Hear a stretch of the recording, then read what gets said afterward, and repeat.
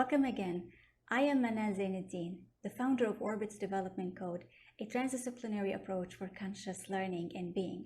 If you are new to my content, I have been in the field of education for 21 years. As a teacher and a director, I had the privilege of interacting with children and adults of all ages, including parents, sharing with them excitement, enthusiasm, and of course, concerns. I have also been involved with school owners, education departments, and organizations, including accreditation organizations.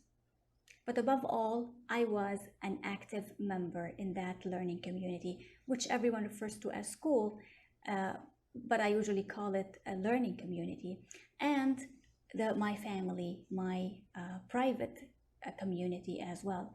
And when we really think of those two types of communities, whether it's school or home, family, they are integral parts of a dot on this world map. And when combined with other dots on the map, they form this beautiful canvas, which we all know as the world, the globe, Earth. And that's when we know that we are all one. There are no divisions and there are no separations. We are all interconnected. And even more, we are embedded within consciousness and being. Now, that's what I always speak about when I speak about education. Education is never separate from the real world, and most importantly, is never separate from us conscious beings. Welcome again. This video is dedicated to World Environment Day, and it is related to the series Act of Kind Attention that I send in my monthly newsletter. While, as most of us know, the 5th of June 2021 was celebrated World Environment Day in a very special way, and we will be talking about that in a while. But first, let's reflect. You know, how many of us have been hearing about pollution, deforestation, and ways to prevent them? Well, in my case, since childhood, since elementary school. And I can easily say it's like 35 or 36 years ago. That's such a long time. That's more than 3 decades. Then the question arises, why couldn't we prevent them? Well, we can easily say that we tried, but it seems that the rate of pollution and the rate of deforestation much exceeded all our efforts to prevent them. And if we ask the other question, why did that happen? Well, logically, because the rate of our consumption and of material production and human consumption was much more than our efforts to prevent them. And here we also think, then why did all this happen? Well, it's, as far as I know, as far as I can, as I have observed, it's mainly ignorance from our side. You know, we were blindfolded by 3 industrial revolutions before. We were blindfolded with the achievements that came with those industrial revolutions. And now we are at the doorsteps. We have even stepped in the 4th industrial revolution. Well, after 3 failures, it is not wise at all to fail this time. Now is the time to pay attention and wake up. World Environment Day this year has been different in its presentation of the global environmental concerns.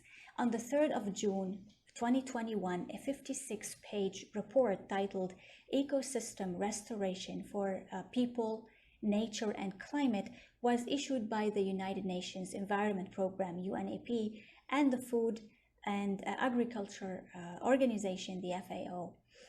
The executive director of the UNEP and the director general of the FAO wrote in the foreword of this report, and I quote here, degradation is already affecting the well-being of an estimated 3.2 billion people, that is 40% of the world's population. Every single year, we lose ecosystem services worth more than 10% of our global economic input, end quote. And the UN Secretary General Antonio Guterres sums it perfectly when he, and seriously, when he says, and I quote, we are rapidly reaching the point of no return for the planet. We face a triple environmental emergency: biodiversity loss, climate disruption, and escalating pollution. Actually, the urge expressed was not only on the environmental level, but also on the financial level. And the report also states that $200 billion are needed and or will be needed from now until 2030 every year in order to restore those degraded pieces of land. And in other words, and they are 1 billion hectares of land, about the size of China. A financial report also published in May, the State of Finance of Nature, calls for investments of both the public sector and the private sector in order to find nature-based solutions, NBS, nature-based solutions, that must be tripled by 2030, and should be also done a fourfold by the year 2050, which is definitely not easy to achieve. And several countries around the world have shown their commitment to this initiative and to this 10-year project. For example, the governments of Germany, Finland, Luxembourg, and so many other countries are all mustering their efforts to donate and fund those projects to show their commitment as well. UN Decade on Ecosystem Restoration was launched this year, 2021, to last till 2030, a decade. Pakistan hosts this grand event beautifully, and it featured world leaders, activists, celebrities, and even musical performances for a wider reach across the globe. The theme was reimagine, recreate, restore.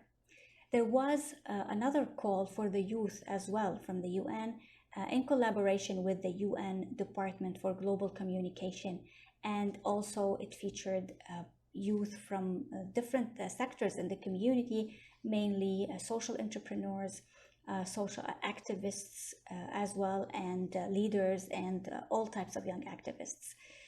And already there are lots of initiatives in the world aiming at restoration, in particular one that is under the title The Call for Restoration Implementers, one of which of these calls is implemented in Lebanon, as people are restoring hectares of land. And the aim from this call for restoration implementers is to restore 1 billion hectares of land by 2030, and this is quite challenging. Having said all that, let's think about this from O.R.B.I.T.S perspective. The O. If we really want to be successful in this restoration, then we have to own our way in it. We have to be part of it. So thinking collectively, but acting individually and wholeheartedly. Well, we can look around and we can discuss with our communities what we can do and offer the skills that we have. Whether we agree with the agendas or not, we know that we are still part of this entire planet, and we have a responsibility to take, and we have to be accountable for that. Instead of just blame, why don't we encourage act and impact? The R. Why do we have to accept the mundane and the familiar simply because we may feel unable to take a certain action, or discouraged because we think that it might not work? Well, we have to raise our standards, raise the standards of thinking, raise the standards of creativity, raise the standards of our organic lifestyle, so that we can do something, no matter how small that is, instead of just accepting. B. Believing in our assets. Well, let us all look at the skills that we have. Let us dig into our own minds and hearts and souls. What are we really good at? And let us all bring those skills to the table. Let us accept those skills, encourage them in ourselves, believe in them. That's how we believe in our assets. The I, integrate our mind with positive emotion. Well, if we ask, how do we trigger this excitement, this enthusiasm of doing something, and this true commitment to take those small steps towards achieving this goal of restoration? Well, the only thing we can do that is when we integrate our minds with our positive emotion, the energy in motion.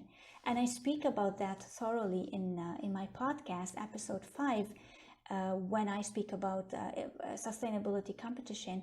Particularly, I speak about green contracts and white contracts. While we can have a variety of plans, well-studied, well-researched plans and action steps, but if we do not really love and care enough to make those plans happen, then there will be no positive result. That's why we have to integrate our mind and positive emotion with whatever we are doing for this restoration movement. T, tailor to your needs and aspirations. Well, how do we act wisely so that we can take those steps further? Well, how do we know what we really need and what we aspire? And that's very important, because this varies from a person from an individual to another, from a country to another, from a region to another. We have to, again, to study ourselves, our communities, what we truly need, what we can achieve within that piece of land that we have, within that environment close to us, the needs and our own needs and our aspirations, what we desire to achieve, because we are always looking towards the future. The last point is, how can we spot the problems and solve them practically? Because we do not have more time to waste. Time is running, and we are losing more and more of our biodiversity, and we are having more and more disruptions in our climate and in nature in general.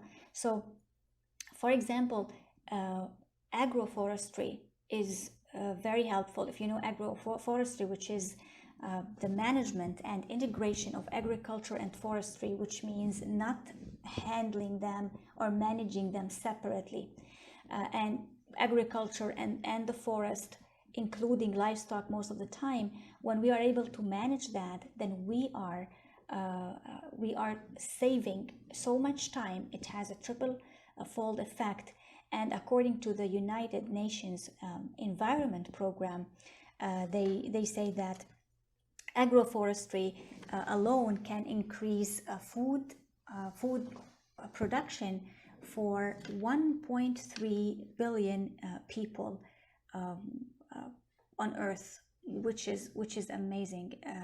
Which is amazing, actually. I would like to share with you one of the very important books that I have read in 2015, Abundance: The Future is Better Than You Think, written by Peter Diamandis and Stephen Kotler. The book was published in 2012 and published again in 2014, and generally speaking, it tells about how we can use all the possible technologies, and with all the techno-philanthropists in the world, we can use the natural resources very wisely so that we can have more sustainability. And if we really think about it, this book was written in 2012, and now we are in 2021.